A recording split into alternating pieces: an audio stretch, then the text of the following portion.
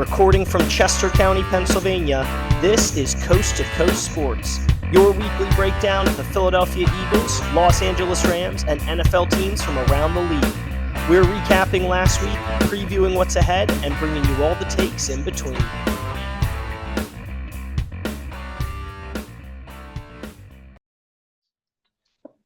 Welcome to the very first episode of Coast to Coast Sports. This episode is sponsored by, yes, that's right, we're doing a sponsor just to kick off the show right from the get-go. Restorative Physical Therapy and Rehabilitation, one of the only primary physical therapy practices, small practices in the Chester County area, Thorndale, Pennsylvania, and offering one-on-one care with a licensed physical therapist. You can call 484-378-7987 to book an appointment today.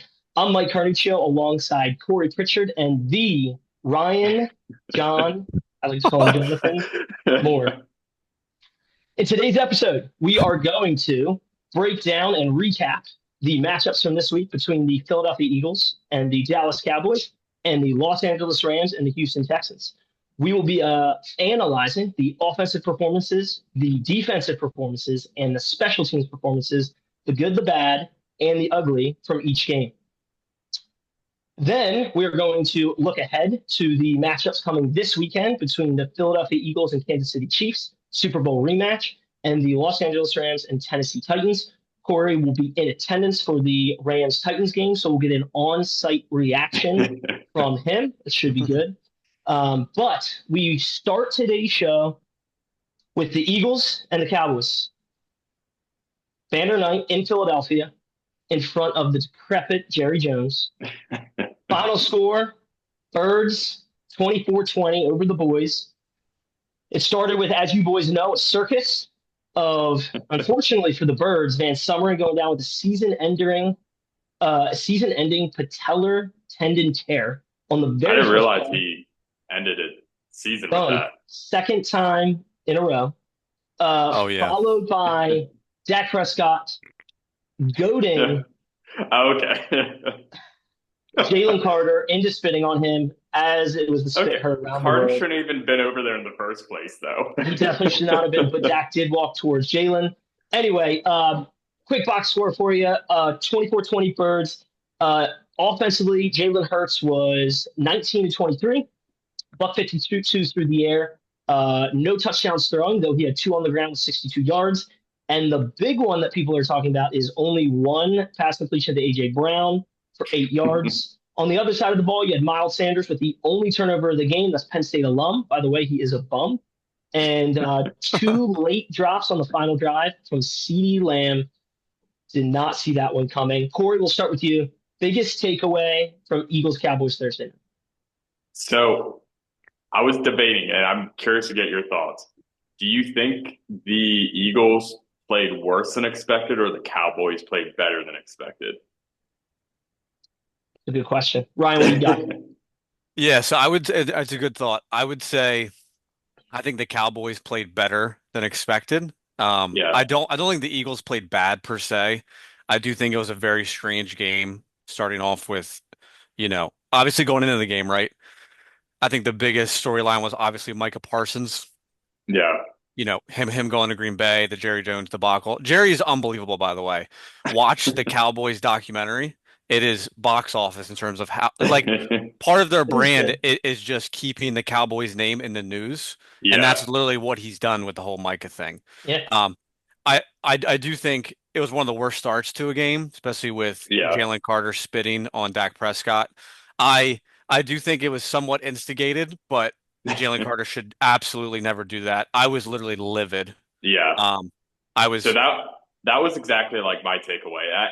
I thought going in, I honestly thought that it was going to be a blowout. All the offseason news was the Cowboys, new coach. It just seems like they were losing all their pieces. Cowboys didn't seem like they had the synergy anymore like they have in previous seasons. I just thought they were going to come in and get blown out. And really, they locked down Saquon. So, I don't know what Saquon's longest run was, but he didn't have as many as he normally does. And that's the thing that stood out to me. And it sounds less than 100 yards. And last year, barely anyone. I mean, what I know the Rams tried to stop him like under Rams had 100. the worst rush defense last year. I know, and Saquon exposed it. So sitting there as a Rams fan, I'm like, wow, like Rams could take some notes to how the Cowboys kind of locked them down. Now, there was just so much to that. So that was like the defensive side I was shocked about.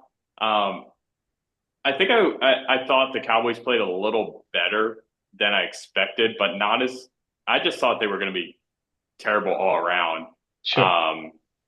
The Eagles. So if you mind if I interject real quick, Corey, that's the take I was hearing from everybody is like, oh, Dallas is going to roll over. And prior to the game, I kept asking people, I don't know where that whole perception is coming from. And that'd be my question to you guys. Where do you think the perception that Dallas was just going to walk into Philly and like roll over and say, oh, season's already over? Like Micah was a drama king who was creating tons of drama. And so him leaving, if anything, I actually think like was pretty obvious. I was like, oh, that's going to unite the team. That's going to bring them together. They're going to be like, all right, we just got him out of here. We don't have that distraction anymore. And then secondly, dude, offensively, they add Pickens to CeeDee Lamb. Yeah. So now you have a combo I forgot about that. I forgot they added Pickens until the game. And then that changed my opinion when I saw CeeDee Lamb and Pickens. I was like, oh, man, they got a pretty decent wide receiver. And then another stat I saw that was interesting is Dak has been he's the longest tenured starting quarterback in the NFL right now. Yes. And if you look at his numbers against the Eagles, last 10 starts, he's 8-2, 25 touchdowns, 4 interceptions. He owns the birds. So like like anyone who really understands football should know, and this isn't to call out people who are like, oh, Dallas is going to roll over, Birds are going to win by 40. But I was like, it's a new season, it's a new start. Mike is out of the locker room. That team is going to be united, and Dak owns the Eagles consistently, and they have one of the top receiving corps in the league. So it just seemed on paper that their offseason was just riddled with failure after failure. It just seemed like that. And it like, I obviously don't keep up that closely with the Cowboys. So people might think like, oh, he knows nothing. But just from a casual Cowboys understander, like you would hear all that news and you're like, oh yeah, of course they're going to come in and be like the Giants were last year, just roll over. And their comp this year, their comp is the Bengals from last year. They could be this high-powered offense that the defense. I mean, the Eagles went 3 straight touchdowns in the first half, and there was very little Dallas could do. And Dallas did a good job of shutting down AJ Brown, but they put nobody on to spy Jalen. And if they had, then someone would. They never did the whole game. They just never spied him at all, and they just always left that long run open. I thought they still ran the ball really well. You could tell the Cowboys came in and said, our number one objective is to stop Saquon. And I think they, for the most part, did it. And if CeeDee Lamb caught a couple of those passes at the end of the game, we could be talking. Yeah, we could have been talking about how the Eagles lost right now. So I don't think they necessarily exposed like a flaw in the Eagles' offense or anything. I just think they play good defense. Which was unexpected. Yeah, it was extremely unexpected. So, in my opinion, I actually think the Cowboys made out with their trade with Parsons. Like, I think he's a good player, but what they got back was a top-tier defensive player. Not as good as Parsons, but still a solid one. And this is Monday, folks, so we saw what Micah did yesterday. So this is a hot take. Plus 2 first-round picks. I mean, and like they would have had something like 40% of their cap space tied up in like 2 or 3 players. Yeah. CeeDee, Dak, and Micah. Yeah. It's like, how do you win in the long term? Now, the argument is like Jerry Jones and them have been saying, oh, yeah, we're going all in. So at some point, like that's not going all in. That's keeping the future in mind. But the only thing that stood out with me with the special teams, and this is just a general response, is like, it's great to see kickoff returns again. It was something like, I think they flashed a stat on last night's game with the Bills-Ravens that's something like 73% of kickoffs were returned so far just this weekend. Where last weekend it was or last year was like 33%. And it just made the kickoff so much more exciting to watch. You just never knew. And I don't think any of the games had like a kickoff return touchdown, but many of the games had returns to the 40, 50-yard line or just fun plays where like they're getting down in the 5 or 10-yard line, struggling to get the ball. Like that was awesome. So that was my initial takeaway. It was a fun game to watch overall. I kind of love that it wasn't a blowout because you Eagles fans, you absolutely loved the Super Bowl. I was like, this is the most boring Super Bowl I've ever watched. It was boring. It was boring if you weren't a Birds fan. Yeah, if you weren't a Birds fan. Seriously, Ryan, give me your big takeaway from the game if you had to highlight. It could be one or two. Yeah, I would say I think Jalen played one of his best games he's ever played, just from an efficiency, and he ran at the perfect time. I think he almost had like a perfect quarterback rating. Another takeaway is it does kind of scare me how irrelevant Saquon was. So Saquon was unstoppable every single game except the Super Bowl, and we didn't really need him because our defense was so good. But like honestly, he just had no room. So I don't know if it's a Kevin Patola new scheme thing or it's just kind of the Cowboys just stacked the box. Yeah. Like every team defensively is going to do. Yeah. So go ahead. Yeah, I would say those two are my takeaways. Also, Jake Elliott killed it, and I'm not a big Jake Elliott fan. I did not expect that. I forgot about that. Oh my gosh, he had the 58-yarder. I was like this. And right before they kicked that, they showed the stat that he was 1 of 7 for like 50+ yards. I'm like, okay, he's gonna miss this 100%. I think the one he made was in the Super Bowl. Literally, we were like, he was different. He was different in the Super Bowl. He was so bad last year. I literally was so bad. But overall, I think people are kind of freaking out about like why we didn't dominate. But to your guys' point, Dak's 9-4 against the Birds. Yeah. CD, I swear, has over 120 yards every time he touches the field on us. Yeah. And another big takeaway is I'm very concerned about our cornerback 2 spot with Adoree Jackson. So I'm gonna open up now to 2 different questions. Yeah. One, who, and Corey, this is going to be taking a little deep. Who should be the CB2 for the Eagles on that side? All right, let me pull up the Eagles roster. I know who it should be. It's obvious. I know exactly who it should be, and there's not even a question. And it's not Keely Ringo. I think it's sorry, forget his first name, but the guy Corey Bennett, who we traded for the Raiders. I was so fired up after Thursday night. I was on my phone at 12:30 a.m. watching Corey Bennett highlights at the Raiders and being like, can he guard anybody? So his tape is honestly pretty impressive. He has a speed. I don't know why. I don't know why he's not starting. So the argument is that he has to learn the scheme. I don't even know. There. Yeah. I mean, and that's Vic Fangio's call. Yeah. The obvious long-term solution is him because Adoree Jackson got benched after 5 starts last year with a Giants defense that he was so bad he couldn't even start on that defense last year. So then we go, we'll take him a year older and we'll start him. And the only reason we're starting him is because Keely Ringo was so bad in the preseason. He got absolutely burned by Jamar Chase multiple times in that preseason game. Yeah. They immediately demoted Keely Ringo and was like, okay, you're done. You shouldn't even see an NFL field, maybe ever. Or they'll probably maybe give him another year. So then thank goodness Howie made the move to go get Jacorian, who started all 16 games last year. Okay, that's a big difference. To start a season as a corner is one thing, but to start and survive as a corner in the league, he wasn't a CB1, he was a CB2, but still, that's all we need.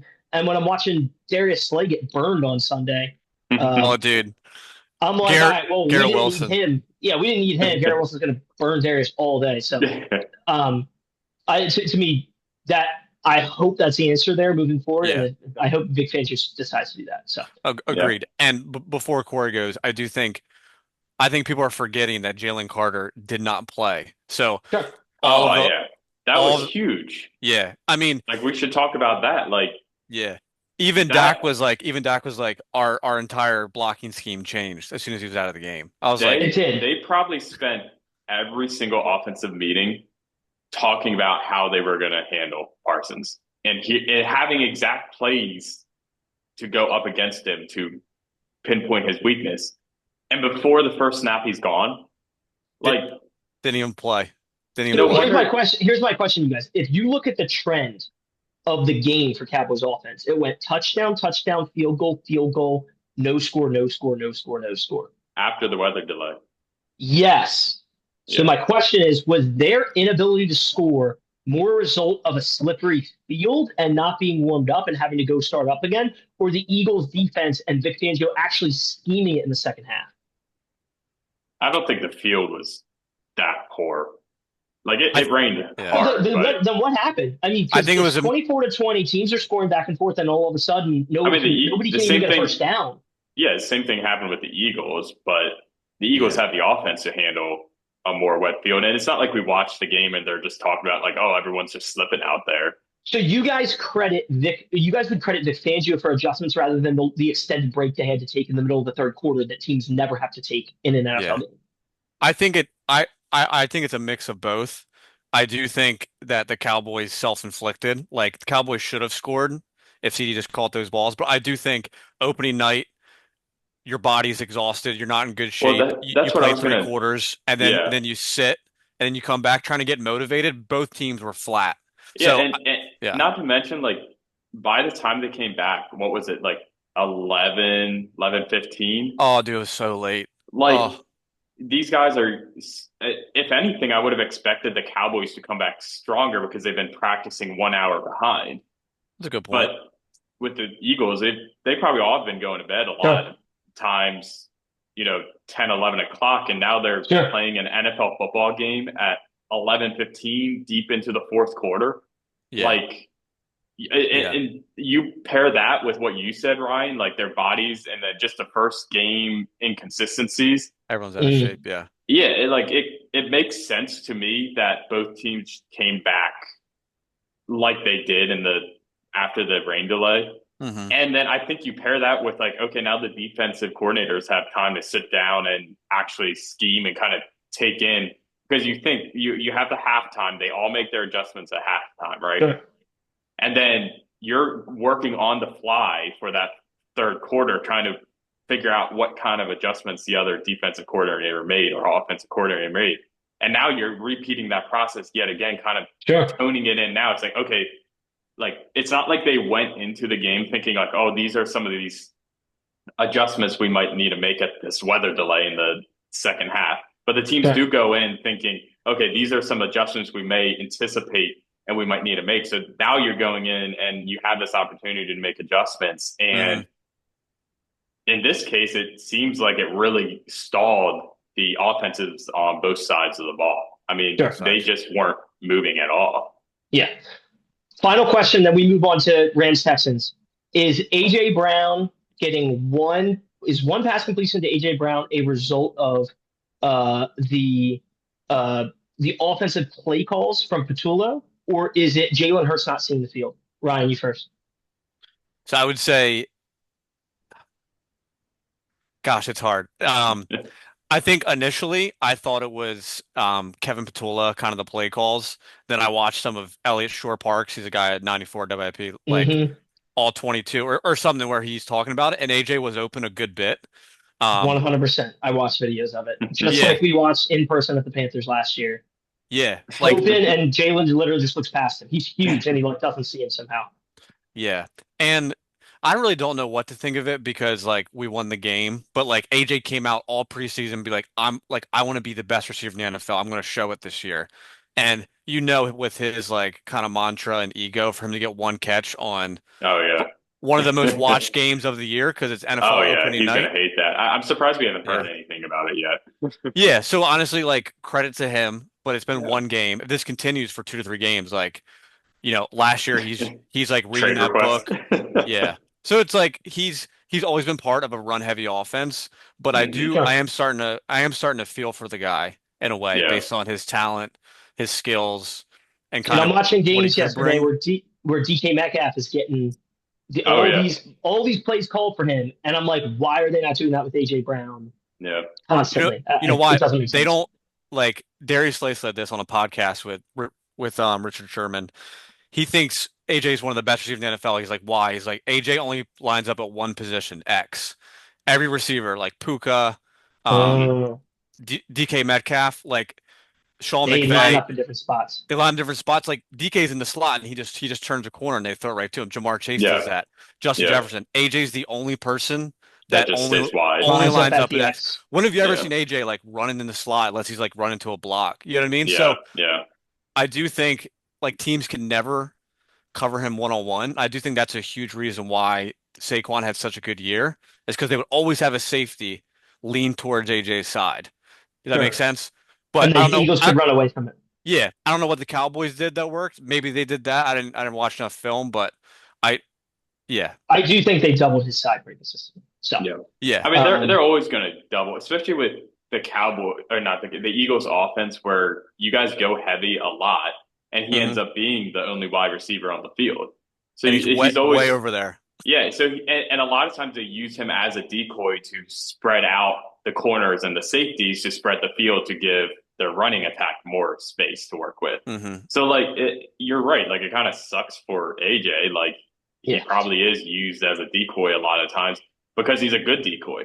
Like he's a good wide receiver. Defenses fall for it. And if you put some no name out there, like the run's never going to get going. But they have to respect AJ being out there, and they have to not only put a corner out there because he'll win one-on-one with the corner, but they also have to shift a safety over there to help over top. Yeah. And you saw it in both Super Bowls, right? Against the Chiefs, like they tried to stop the run, and AJ had great games in both. And that was like that was Hurts just throwing it one-on-one whenever he was open, and usually it hit. And that was going to be kind of my. I'll just finish with this. My big takeaway is Jalen is who he is, and I mean that in two ways. Jalen Carter is who he is. Look at his past history. There's a reason he fell to 10th. I'm dead serious. The Eagles got rid of C.J. Gardner-Johnson, I think, partially because of some of those antics. So it'll be fascinating to see how the Eagles handle it moving forward because people forget that C.J. Gardner-Johnson in that Washington game last year in Washington, he got that 15-yard penalty for punching a guy or whatever.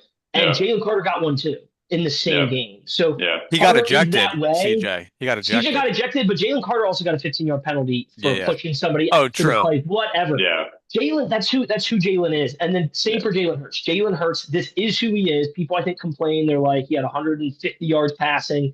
Yeah. Dude, this is how he does it. Now, can he light up in a big game? Sure, but during the season, he can have his moments. Yeah. During the season, this is what you're going to see. You're going to see a lot of yards on the ground. And the question is, can A.J. Brown, is he okay with it? When is he going to explode? And that's going to be the fascinating part to watch with the Eagles this year, just from the dynamics of that and see how long is it going to take for that to happen. And if so, will Jalen respond like he did last year against the Steelers, putting up big numbers, getting A.J. to quiet down a little bit? So well said. We'll see. We'll see how that goes. Before we move on to Texans Rams, Ryan, quick update on Monday Night Football. It is Monday night recording. So what do we got? What do we got on our score? Bears, Vikings in Chicago. I was so into your questions, dude. I shut it off, but it is 6-10. Oh, okay. No more scoring. So Bears are up. So halftime. Exciting. Wow. As expected, J.J. McCarthy pooping the bed. How over under 2 more years of start in the NFL? I just want the number. Give me the number. Under.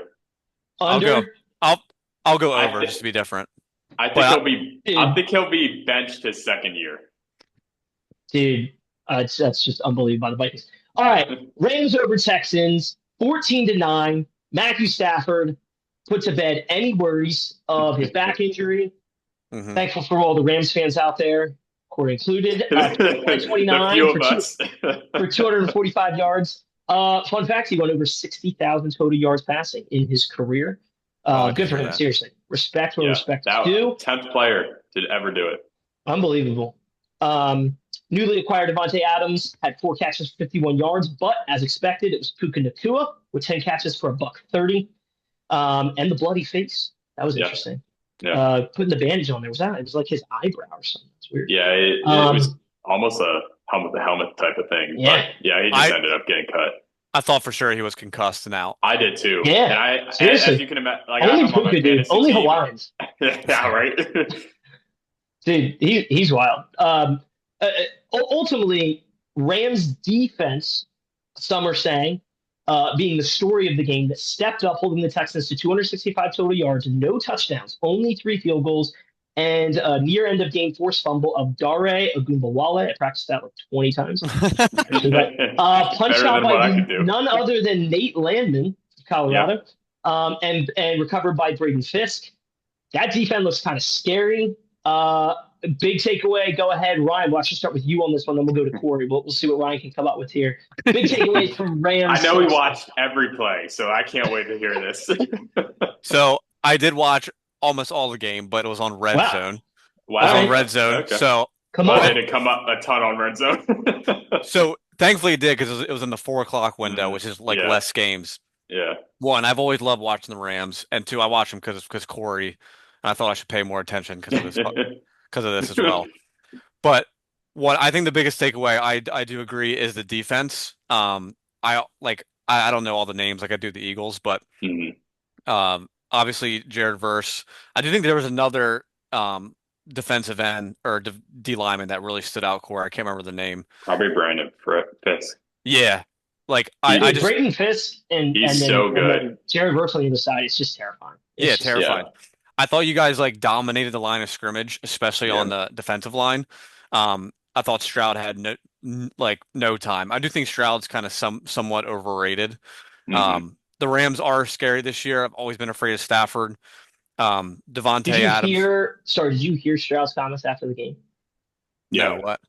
He kind of threw his team under the bus. He was kind of like, yeah, I think he was talking about the offense. He's like, they were basically just going through the motions, like they didn't even care. Yeah, that's what they said. Oh my gosh. Yeah. He's like, we deserve to lose. Oh my gosh. Yeah. See, I don't love that from like a I'm just shocked. Week 1, dude. Yeah, I expect that like week 12, middle of the year, you're tired. But like week 1, you should be coming out with energy, like hype for the year. Mm-hmm. That's surprising. And then my last takeaway, then I'll let Corey go, is like I think Puka is one of I think outside the Eagles, I think he might be my favorite player to watch. Oh, yeah. One, I just love his demeanor. I love his like personality as well. And for him to get hit bleeding week 1 NFL, and I think Devontae Adams was such a good pickup by them. I think he's older, but in his prime, and he's still like one of the best route runners ever. And you could see that on a couple, like that back shoulder throw that Stafford had to Adams. I'm like, oh my gosh, this is reminiscent of Rodgers. So I'm really excited to watch them. If the Rams can get their run defense better than last year, I think they can compete and compete with anybody. Yeah. So I was thrilled about how the Rams started. The last couple seasons, the Rams have been notorious for really slow starts. Now we've had, like, we opened the season last year against the Lions, and the Lions had such a good season last year, and it all started, I think, at that Rams game. Yep. So we haven't exactly always opened up versus opponents like the Texans, who aren't playing as well as they did a couple of years ago. But that being said, the Rams really played well all around. In the end, we won the game because of our defense forcing a turnover. We won throughout the game because our offense was moving the ball. So it was impressive to just kind of see a lot of the phases of the game not start as slow as it has in the past. The Devontae Adams pickup, I don't think he looks old at all watching him in that game. I think him and Puka paired up are just going to be amazing, unstoppable. And I agree with Ryan. Like, if I was another team thinking about the Rams coming in, I would be scared. I'm like, this is a team that, yes, they're not like the Eagles on paper or the Chiefs or the Ravens or the Bills, who just, you kind of expecting them to come in and dominate. But they are a team that can easily come in and beat you if you're not ready. And I think the Rams showed that in their game versus the Texans, and the Texans weren't ready. And the Rams came out hot in all phases of the game. Special teams, we prevented any major returns. Defensively, like I said, we won the game at the end because of it. Forced turnovers. Fisk is playing incredible. He would be the highlight of our defense if it wasn't for Burst. People, I think, forget that Fisk was like number 3 in the rookie defensive player of the year last year. So the Rams had the rookie that's right. Player of the year, and Fisk, who also played at FSU with him as like the third. People forget they played there together. It's actually scary. Yeah, so they've had this energy, and that's our defensive line. If you watch Fisk, his play style is a lot like Aaron Donald. He's a smaller nose tackle, but extremely quick and extremely agile. And he's the one who recovered the fumble at the end of the game and won it for us. He wasn't the one who forced it. But he could have if he was in the position to. But someone still has to recover it. And if you watch the play, he had some agility diving for that ball and recovering it. Like you're not going to see that from most nose tackles. So I'm really optimistic. It's great that, and I won't preview it too much, but it is great that we're going to play the Titans next week. Not to get overconfident, but it's nice that we have a easier start than we have in the past. Is it an overreaction to say the Rams could have a top 5 defense this year? Yes, I think it is. That's an overreaction. I think it is. Yeah. Okay. So what about top 10? I think we could be in the top 10, maybe right on the 9 points. Spot. But the Texans were not coming out hot. The running back core is kind of broken right now, and the Rams have always struggled. Yeah, we'll see in the next 2 weeks, really. Right, yeah, because we play the Eagles in a couple weeks. So, I think it could be very easily that the Eagles just run over us like they did last year. Sure. Okay. Sorry. One other. I'll call it a hot. Go ahead, Ryan. I think I need to see more. I mean, the Rams looked amazing for one game, but no offense, Court, like their defense last year, I just I think Saquon had almost 500 total yards in 2 games against them. So I just need to see more. But I did too. We'll see. Yeah. Other hot take: Rams receiving core of Puka Nacua 1, Devontae Adams 2, Tutu Atwell 3. Yeah. Top 5 in the NFL. Yes, sort of. Yes. Yeah. Top 3. Yeah. So yeah, but it's interesting. I would actually say Devontae Adams being a number 2. That to me, I mean, one, Puka Nacua is a legit one. I mean, when I say legit, he's like a top 5 receiver in the NFL. Yeah. Overall. And that's just a fact. I mean, you can't argue with statistics. I mean, Ryan, throw Devontae Adams in there. Like he and Stafford, right, are going to have to build that connection throughout the season. Just need more time, but Corey, I'm trying to convince Ryan because you believe that they are. But I don't think the issue with Jefferson is Addison. I don't think is as good as Adams. And then no, he's not. The 2 top contending, or the 3 top contending would be the Dolphins, the Bengals, and the Eagles. But the Dolphins don't really have. Look so bad. They look terrible. So bad. But I mean, in theory, and they don't have a legit number 3, and neither do the Bengals. You could argue the Eagles with Jahan Dotson, like maybe, but Tutu Atwell with that combo with Devontae Adams, I think Rams. I would put them probably at number 3. Yeah, especially with Stafford too. He's not afraid to throw the ball. Like I remember when we had Goff, and Goff is playing different now on the Lions. But when we had Goff, he would throw 1 interception, and he wouldn't throw it more than 5 yards in the field. Stafford throws an interception, and then next play, he's bombing at 60 yards, almost gets an interception, and then he bombs it again for 60 yards to Puka. Like, he just won't give up those long plays, and that's what Sean McVay's offense really thrives on. And honestly, why I give credit to the Rams is because I think their player development and they draft and they trade really well. 2021, just like the Eagles. Same thing. Yeah, Cooper Kupp was player of the year, Triple Crown winner, won the MVP. He got injured. He fell off a little bit, and then you guys 4 years later still have a top 3 receiving core without Cooper Kupp. Eagles drafted Jalen Reagor, horrendous mistake. Now have a top 3 receiving core. Right. 4 years later. You know what I mean? It's just like the like recovery based on like Impressive.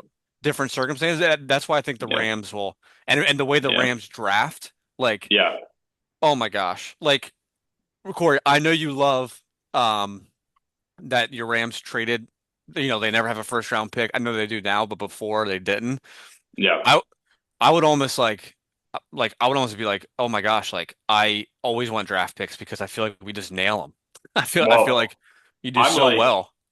We went 7 or 8 years without a first, and we made it to the NFC Championship a couple times, Super Bowl, and had a winning Super Bowl. And then the first year we get a first overall pick again, we draft the defensive rookie player of the year. I'm like, yeah, exactly. It can't go wrong either way. That's amazing. Yeah, and the Eagles had the second. The guy came second. Yeah. Bring more fun to your rounds with Birdie Board, the golf app designed for matches with friends. Choose the format you love: stroke play, match play, Stableford, with or without teams, handicaps or not. Invite your friends, and Birdie Board does the rest. Just enter your score and focus on the fun, while we keep track of everything, including stats like lowest score and worst hole.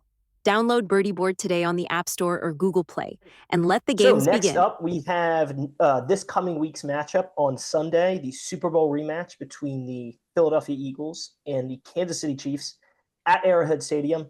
As we all know, from this past Friday, the Chiefs took their first L of the year to the LA Chargers. Justin Herbert and the famous Jim Harbaugh, who has been officially suspended in college football for the next 10 years.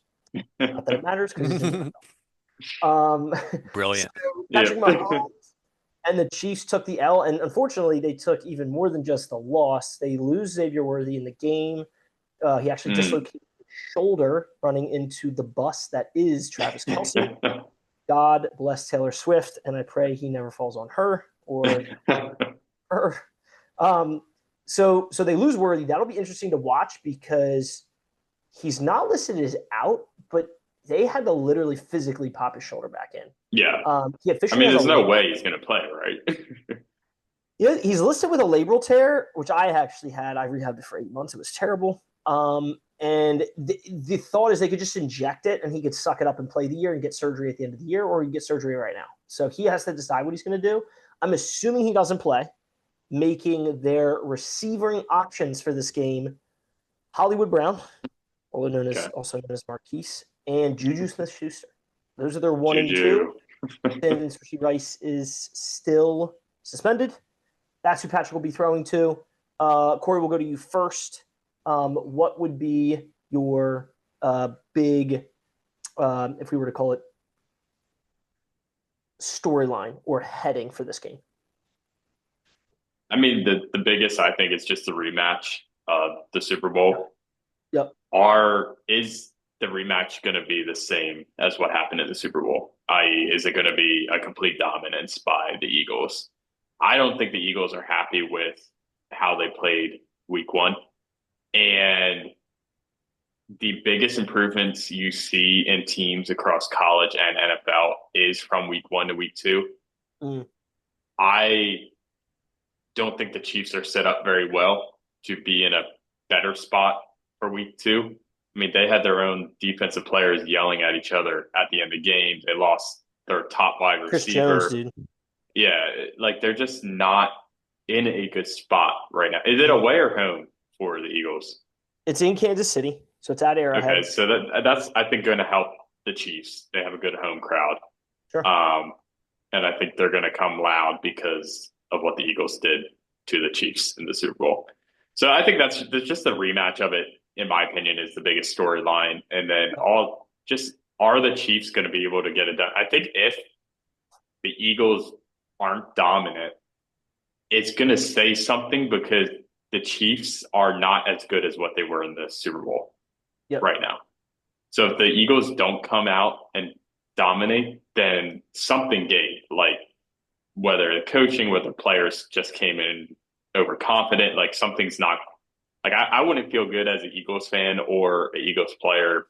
They went in and didn't win by like 15 or 20 points by the end.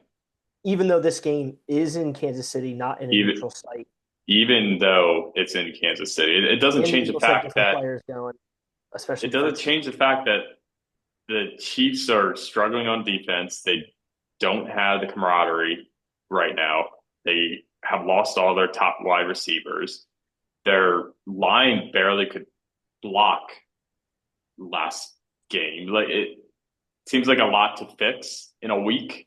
And you're not going to play a bottom tier team. You're going to go play the defending Super Bowl champs who are still playing very well.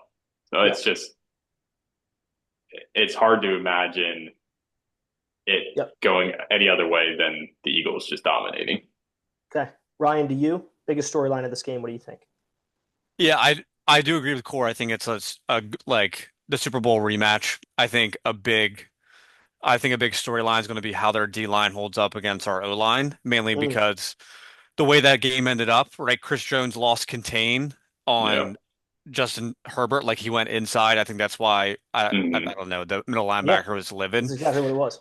And Chris Jones historically plays inside, and we did terrible inside. Landon Dickerson was holding us back half the game against the Cowboys. Cam Jurgens always banged up. So I think that's a big storyline. Also with Jalen Carter kind of playing or not playing, another big storyline. Yeah. Well, we already know Carter is definitely playing. Will the Eagles suspend him for like the first drive? Is one thought. That'd be stupid. Yeah.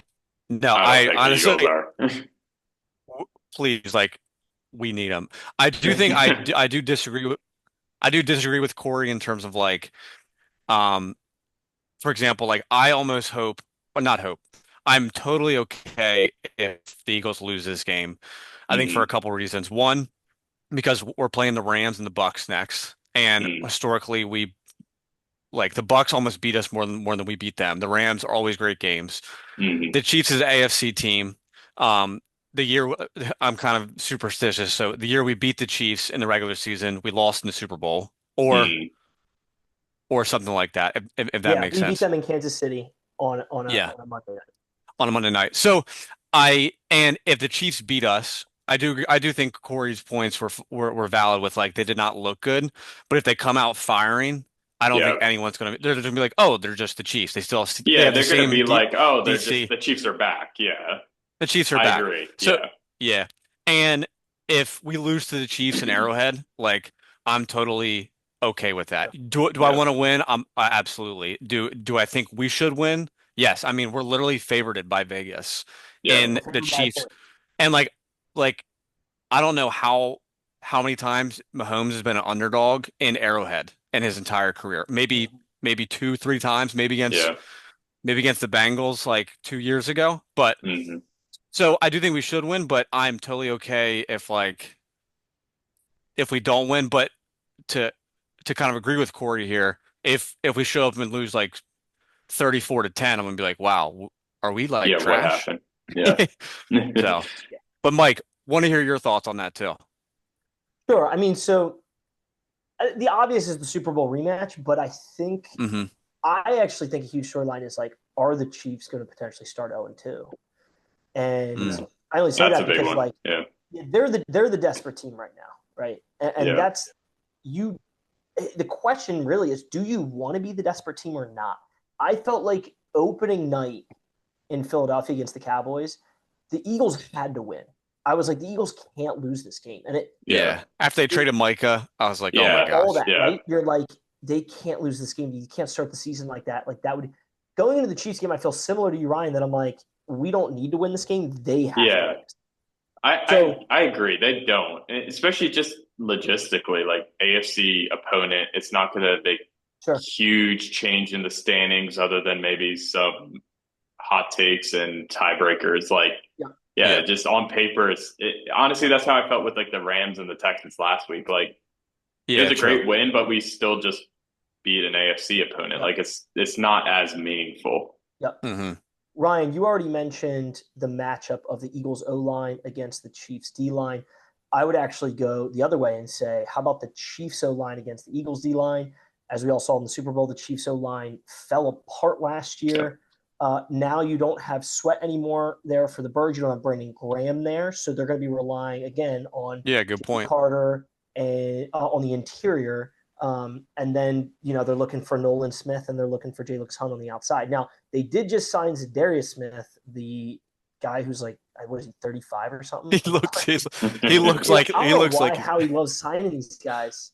It's like the only thing Howie does not do well is these mid-year pickups or trades. Like I just think sometimes he swings and misses. Like, who was that guy that we picked up from the Bears? Yes. And he was so bad. A few years ago, oh my gosh. He was injured. Yeah. So he was so bad. But it'll be interesting to see. I think one of you mentioned, like, I thought the Chiefs focused, I thought, so much this offseason on their O-line. That was everything. Got to protect Mahomes. Yeah. They didn't even really They drafted that guy. Yes, so they drafted Simmons, right? Josh Simmons, right? Yeah. So they Simmons, yeah.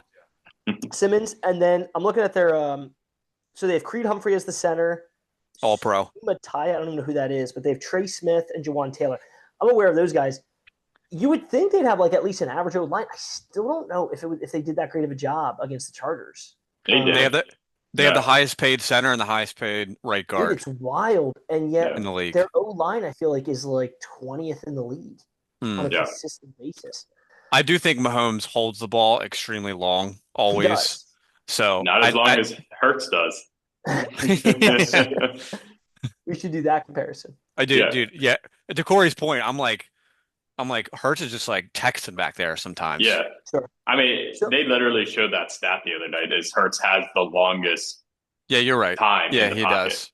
Yeah. I think that's the O line though. It's really not as much the quarterback.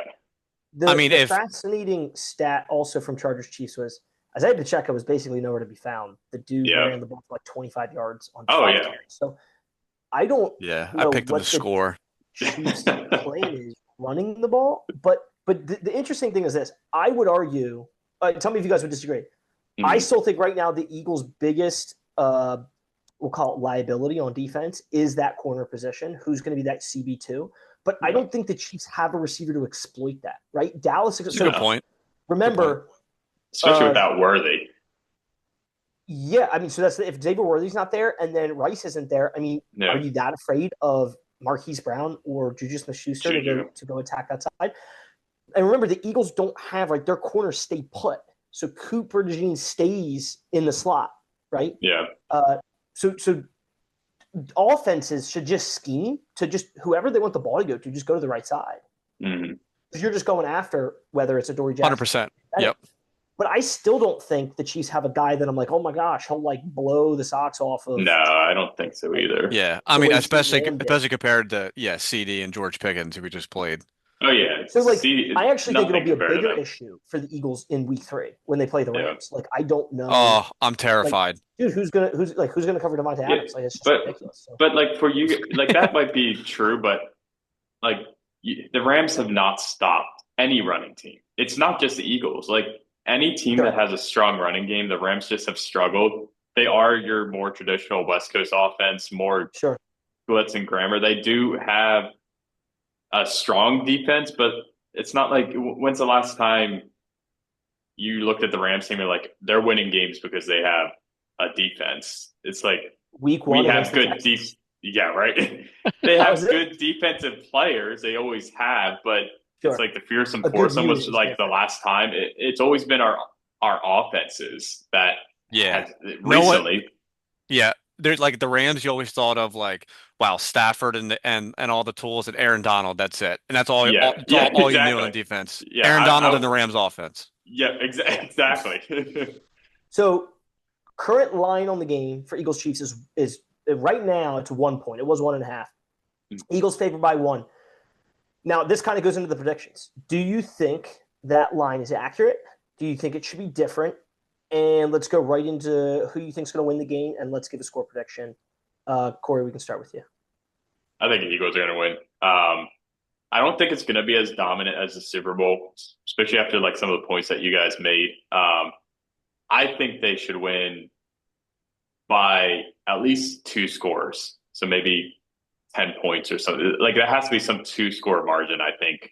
I think the Chiefs are going to struggle, especially with that wide receiving core. You think of a loss like Worthy, it's not just a good player. You've spent your whole off season knowing Rice isn't going to be there, and a lot of your plays have been designed around Worthy, and now you lost him during week one's game, so you have 1 week to change that. You're not going to get much change.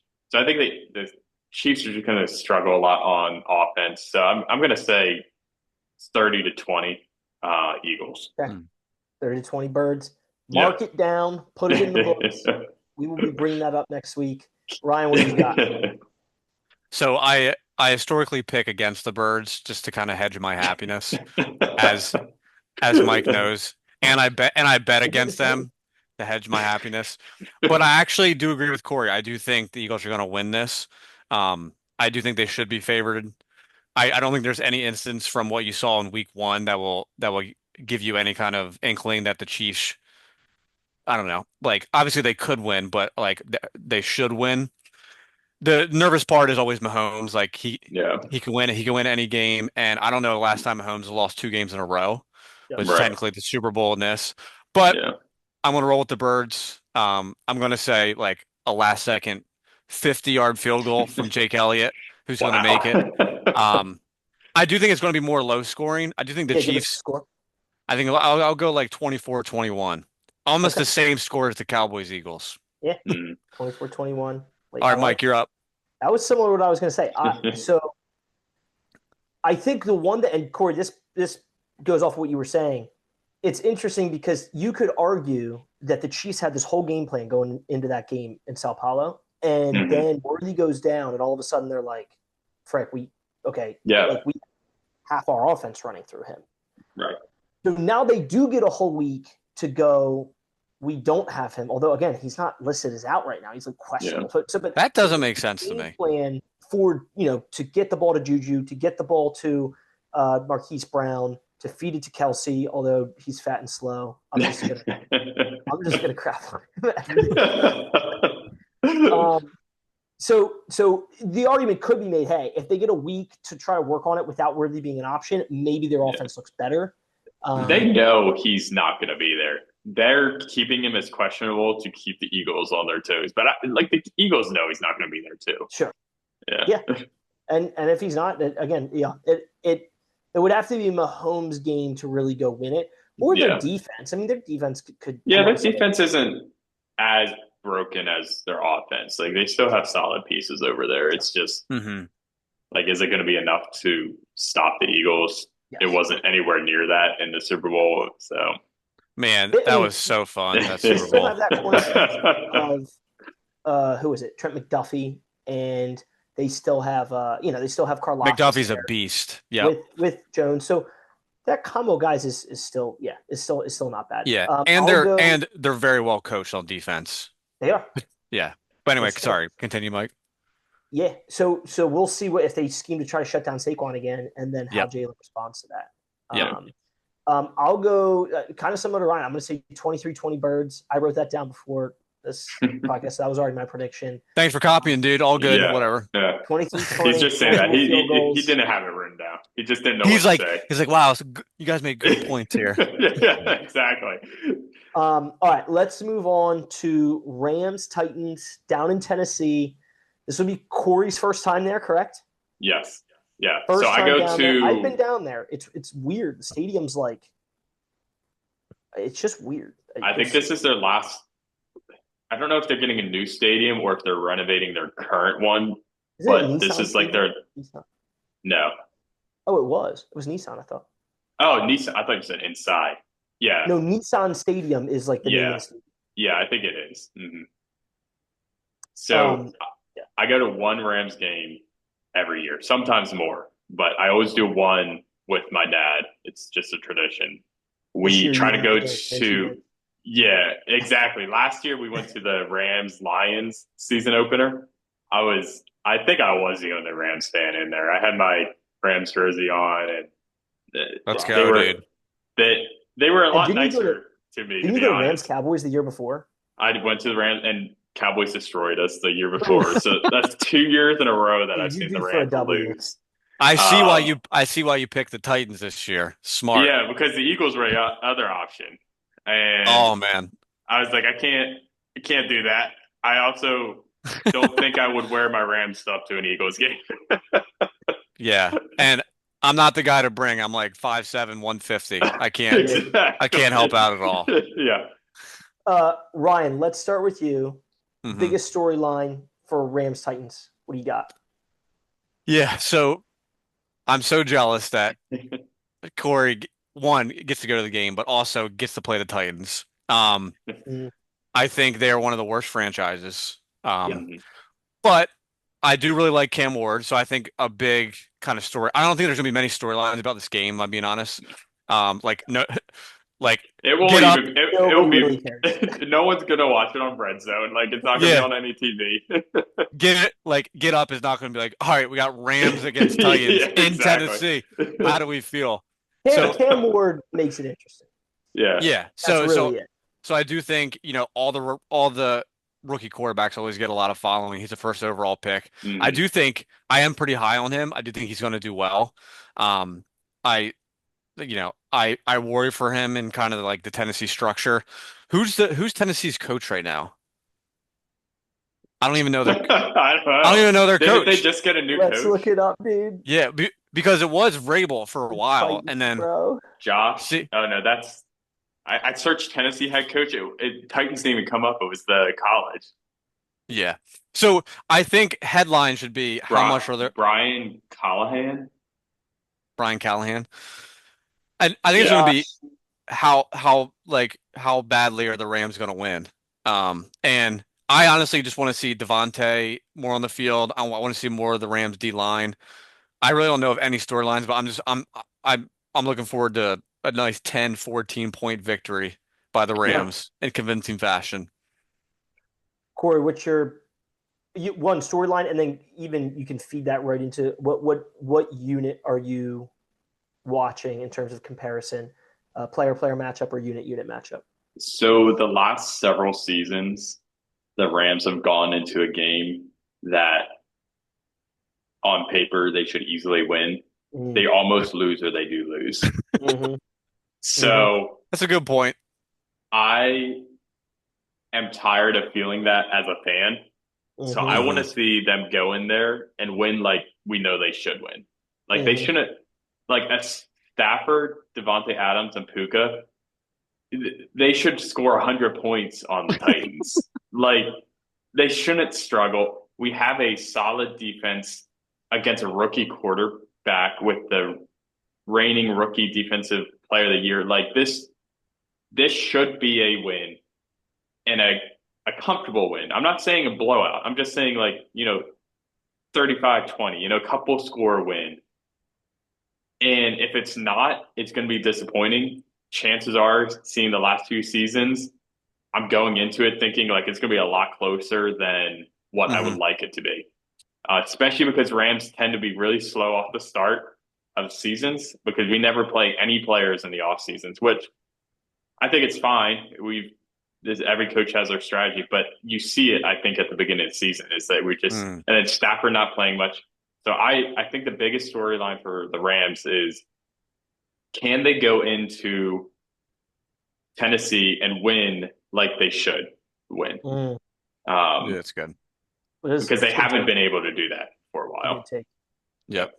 I will instantly rebuttal both of you and tell you why they're not going to win big. I'm not saying they're going to lose, but I'll tell you why it's going to be close and why the current line of 5.5 might actually be a little bit high. One, wrong. Do you know who? So last week the Titans played the Broncos in Denver. They picked off Bo Nix twice. Now Bo Nix had some boneheaded throws, but one was really bad, but the other one, I would argue the Titans have the cornerback group that we'll call it the defensive back group to match the Rams receivers. No way. Better than most. Are you kidding me? Let's go through. I had to pull it up on the depth chart because I have no idea who's on their team. They are pretty. To Mike's point, they are pretty good. L'Jarius Sneed, who was part of that Chiefs Super Bowl team, who won back-to-back years. In addition to Xavier Woods at safety, Roger McCreary at nickel or slot corner. McCreary had a pick last week. and Jarvis Brownlee Jr., I actually think they have like one of the top defensive back groups in the league. Mm-hmm. So I think that combo but we have could Puka. actually be pretty they're not going to stop the Rams, but I don't know. What if they slow them down? What if they hold them to a couple field goals? What if the Rams were in the fourth quarter late and the Rams have, let's say, 20 points total, or let's even say 16 points? What if they have 3 field goals and a touchdown, and there you go. The Titans have 10 points and they're in the game. So I mean, the fact is we didn't score a ton of points versus the Texans, and we probably should have too. Like 14 points. It's not like we were coming off of like this extremely good offensive performance. We played well, but it could be that. Like it very well could be. Yep. I hope it's not, because that means I'll be 3 years in a row watching the Rams lose in person. Look it up. I do think the Titans. Oh, we should look it up. How do the Titans start the season at home every year? It'd be interesting to see that stat, because I think that, I don't know why, I just have it in my memory that they start well. The Titans come out and they start well at home most seasons. Not every team does. Some teams just, like the Giants, suck every year beginning of the season, no matter if it's home or away. They just suck always. The Bengals suck to start the season. Bengals are all. You're right. Doesn't matter what they do. Like home or away, it doesn't make a difference. They're always like 1-3. Strong at home every year. You're gonna have to fact check me, because I don't actually know if that's true, but I think it is. So anyway, that's a fun little. So 2024 first home game, not first overall game. Score check 17-6 Bears. There you go, dude. McCarthy is trash. Dude, I looked at the Vikings had the ball on the Bears like 24-yard line. How did we throw a pick? What a bum. So Titans in 2024 lost to Chicago 24-17. They started off 0-3. Okay. 2023 they lost week 1 versus. Oh, you're asking home games though. Hold on. Only home openers, not home openers. In 2024, the home opener was versus the Jets. They lost 24-17. Okay. In 23, home opener was versus the LA Chargers. They went into overtime and won 27-24. Okay. In 2022, that's what I was thinking of. I remember them beating the Chargers and knocking them off. Oh, yeah. The Chargers should have won. In 2022, they lost their home opener to the Giants 21-20. So that's they had a good embarrassing. They had a good game versus one team in the last couple of years. I had the Chargers marked in my mind, but I was just banking on the other couple of years. That's going to play out. Mike's like, their home record's unbelievable to start the season. All the money on the Titans. Another team from LA. They play well at home against teams from LA. That's just what they do. Okay. They're going to be motivated it's a long to beat trip. The Chargers. It's a long trip. It is a long trip. It really is. It is crazy the Rams are opening against 2 AFC opponents. Yeah. And like, fascinating. I agree. Yeah. Which I don't know how I feel about that. I mean, we play our first conference game against the Eagles week 3. Why? And then we go, I don't know who we play, but we do go to London week 4 or week 5. You guys got screwed to start. Good news. It's not London, but we do go to that was later in October. Yeah, Germany, right? Good news for the Rams. George Kittle's out probably a month with his hamstring strain, and then Brock Purdy is questionable this week. We always struggle against good tight ends too, just because our linebacker core is so we don't go to London until later in the season versus the Jags. So October 19th. We start off though. 3 of our 4 opponents are AFC: Houston, Tennessee. Then we go Eagles, and then we play Indianapolis. And then we go to 49ers, and then week 6 is Baltimore, and then week 7 is Jacksonville. So only 2 of our first 7 games are NFC, which fascinating. Is fascinating. Yeah. And I don't know how that's going to, it's going to be deceiving, I think, because the Rams could open up with that schedule, maybe 6-1, maybe if we had an unlucky game 5-2, like losing to the Eagles and maybe an unlucky game somewhere else. but it's not going to be, I think, extremely telling because most of them are going to be AFC wins. So it's like, and like, it's not like any of these AFC opponents are in the first few weeks are any like Indianapolis, Tennessee, Houston. They're all more bottom tier. Jacksonville. We do play Baltimore.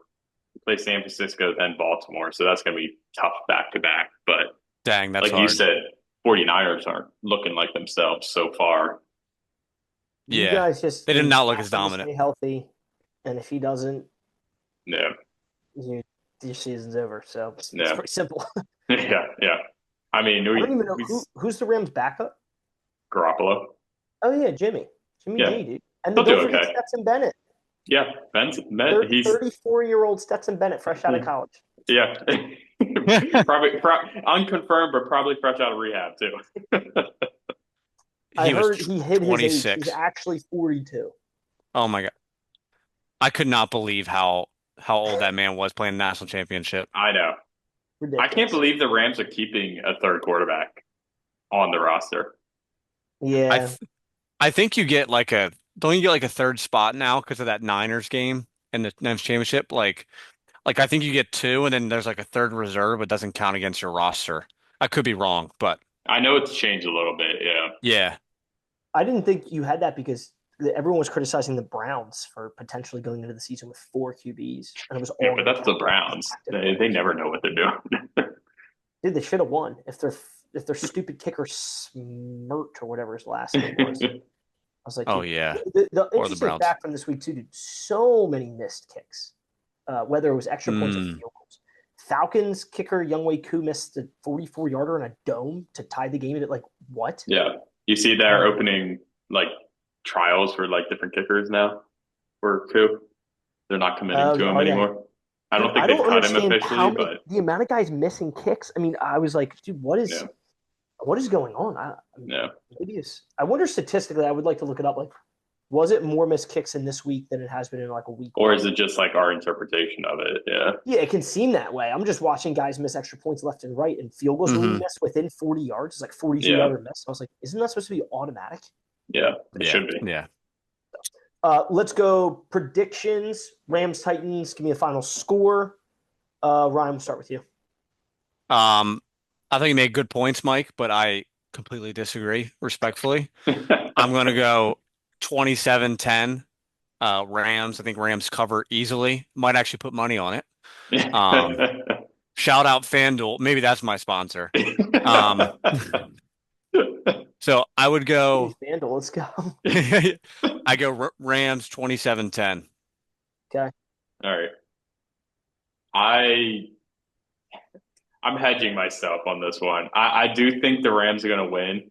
I think they're going to keep me stressed to the very last play, being in person. It's going to be, I think, Rams 28-25. Ooh.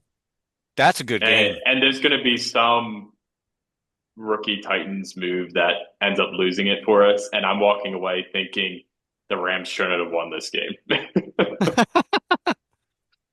Yep. Fair. Yeah. I'm going to say 27-23. They're not going to cover the 5.5. They take the dub. Late Cam Ward drive will have Corey having heart palpitations. Yep. It's the worst.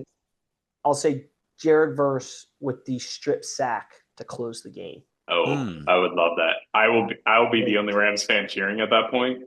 Me and the 2 other Titans fans there, but yeah, dude, let's go. How much were the tickets, Corey? If the stadium's empty, they were.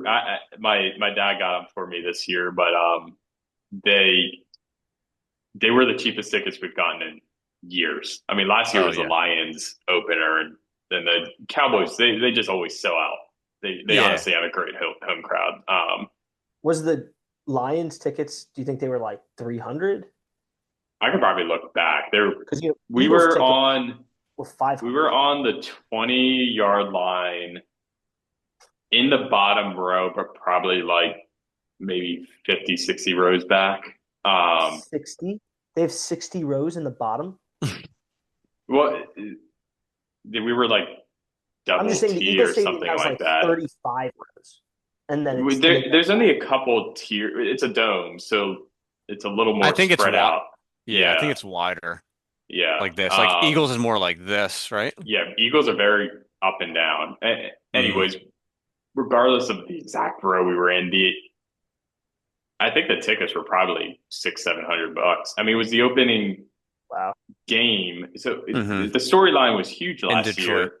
It was the opening game of the season, opening Sunday nighter game, and it was the same matchup that we lost the previous season in the playoffs. Rams lost the Lions the year before, so it was just probably the biggest game I ever went to. It was what the NFL actually is starting to do every year. They just did it with the Ravens Bills. Yeah. They did a rematch.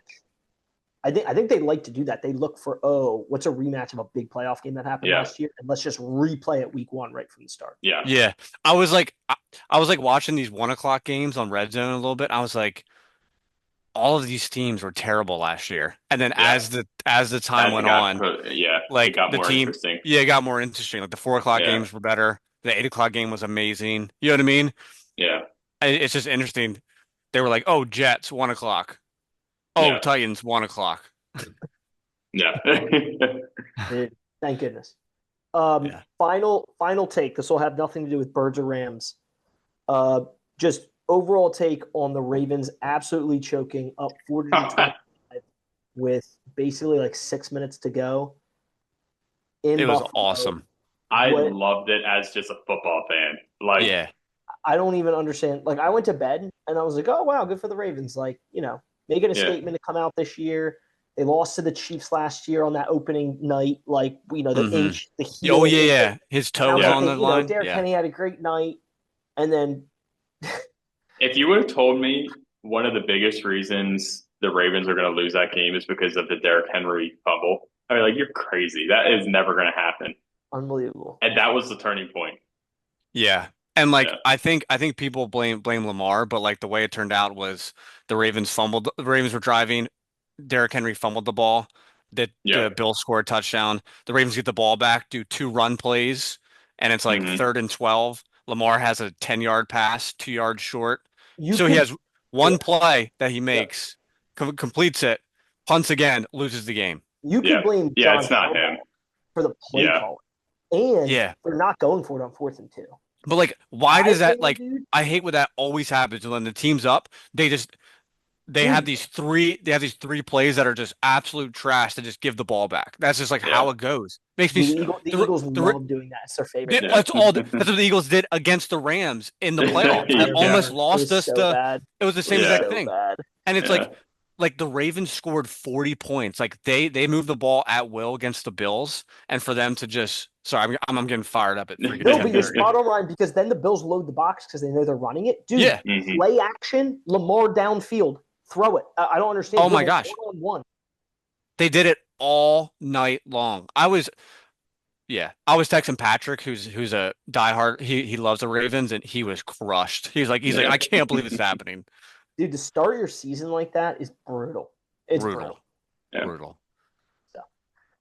All right, boys. Thanks for your time. We'll do this again next week. Enjoy the games this weekend. Go Birds, go Rams. And then next week we get to talk about the head-to-head matchup in Philly. It's gonna be awesome. Yeah. That wraps up this week's episode of Coast to Coast Sports. Make sure to subscribe, hit that like button, and share the show with a fellow football fan. From Philly to LA and around the league, we'll be back next week with more sports talk.